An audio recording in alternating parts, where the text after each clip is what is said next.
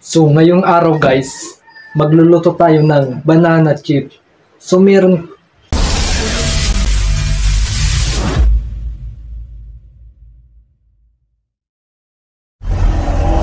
isang kilong saging sa amin guys. Kaya lulutuin natin to. Kaya tuturuan ko kayo kung paano magluto ng simpleng banana chip. Let's go!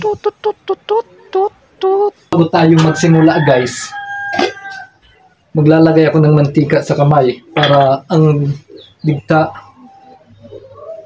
hindi maano sa kamay. So, para hindi madigtaan ang kamay natin guys. So, kailangan natin ng mantika para sa pagbalat. Balatan na natin ang saging guys dahil may ano na tayo, mantika sa kamay para hindi dumikit. Yan, ganyan lang kadali.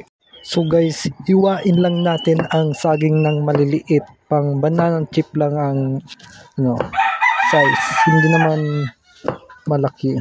So litan lang natin guys. Dahil nipisan lang para dahil mas madaling maluto o crunchy guys. Yan.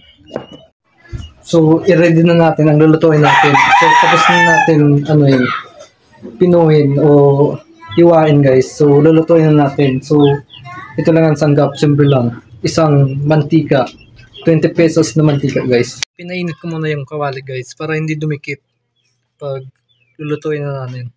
Ito guys, ito na. Lagay na natin ang mantika. So niramayan ko na dahil mainit na guys. Iniwalay-walayan lang natin. Aluin lang natin guys para hindi dumikit-dikit ang mga saging guys. Dapat hinahalo-halo lang. Yan, ganyan lang. Guys, luto na ang banana chip. So, lalagyan natin to ng asukal guys. Papainin din natin ang asukal. Tapos, ilalagay natin to. So, pang dalawang proseso guys. Tanggalan na natin ng mantika para hindi umalo sa asukal. Painitin natin ang kawali guys para tumunaw agad ang asukal. Lagyan na natin ng asukal guys. Tunaw na ang asukal guys. So ilalagay na natin yung saging para pampalasa pa. To design pa sa banana chip. So ganyan lang kadali guys ang pagluto ng banana chip.